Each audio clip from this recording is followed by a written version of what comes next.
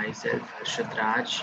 My name is Harshit Raj. My registration number is 18VIT0356. And my native place is, I'm just from Uttar Pradesh. I'm living in Uttar Pradesh and my hometown is Fatehpur. So, yeah.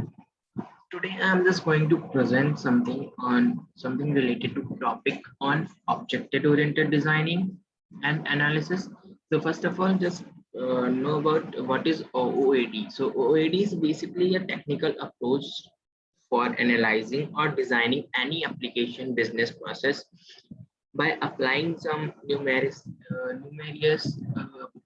programming language like object-oriented programming language, and also by using visual modeling throughout the software development process to guide stakeholders communications and for better product quality. So as we know what is OOD, so now go ahead and uh, today I'm just going to discuss why OOD, like how OOD is mapped with software industries, how concepts of OOD is using in any software industries. Like, so here I'm just presenting in the screen now. So let's see here, like there is a software development life cycle. So in any industry, there is something is undergoing, like any project, any system is any product development is, and any business processes. So for any processes, there consists some stages in that. Like if you, let's say example, if I want to make any website, we have to just plan for what we have to make this, for which business problem we have to trying to solve this by using this website. So we just have to initiate some idea, and after that we just going to plan something, how we can do this, how we can just collect something, and after that we just collect as a requirement analysis and design, develop, integrate, and testing. And it is a major thing like testing, because it is a, like we have to just try to fix out some bugs if that thing have or a project have, and after going to implementation and operation maintenance, and after that we have to deploy something on a market. So like I'm just discussed here already, like these stages are known as SDLC. So these stages is also using in any processes which is undergoing development or start to develop or running projects. Like let's take example of Amazon. So in Amazon, let's take example of nowadays the cloud is very like in demand. So we have to just design something on a cloud. So first of all, we think the ideas, the stages, from how we go through the whole processes and until deployed. So they consist of initiation, planning, designing, development, testing, implementation. Everything we want to develop, we have to just go through a process known as SDLC, software or system development life cycle. This is a very necessary, or it is necessity for anything, any project, any product to be successfully deployed or gain good market value.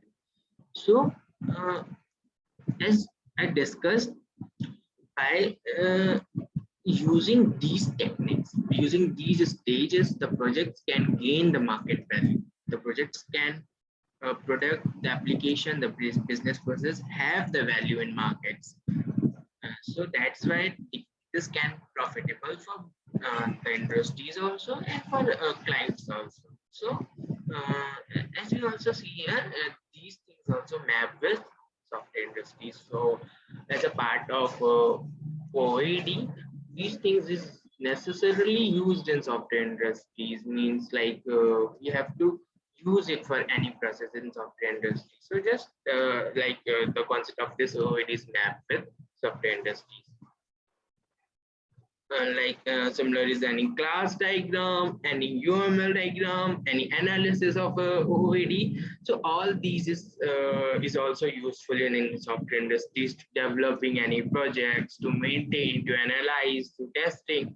So whole process whole thing is means majorly the OOAD is very beneficial for any industries to be like good deployable projects.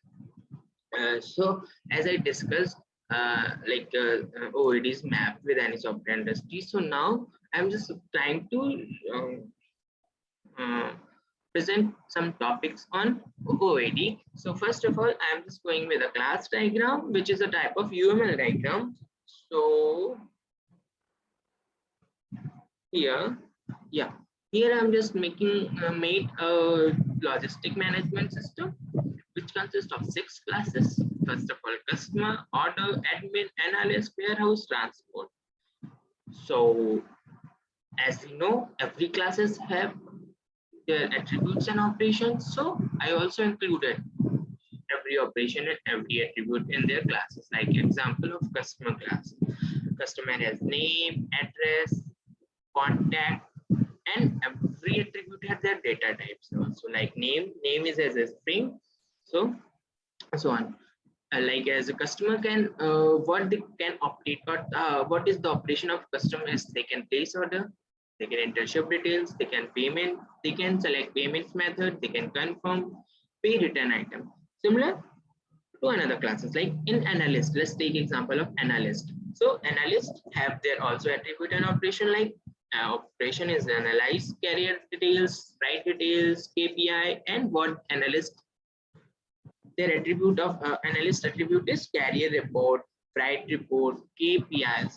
On all the attributes have their data string, as we know. So here in the class diagram, there is also association between classes, and I also made the association, and there just different type of association in a OOAD, like composition, aggregation, and generalization, interface, dependencies, so on. So here I also just made a composition between customer and order management, between admin and order management, and there is a direct association between admin and transport. There is a dependency between admin and warehouse. There is direct association between admin and transport. And I also have add some multiplicity, which means like one customer to order managed to one. Like we also add a cardinality on every customer, like one customer and any order management, one admin, one transport. So between customer classes, one is to many, between order management and admin, many is to one, between admin and transport, one is to one. So there is a multiplicity.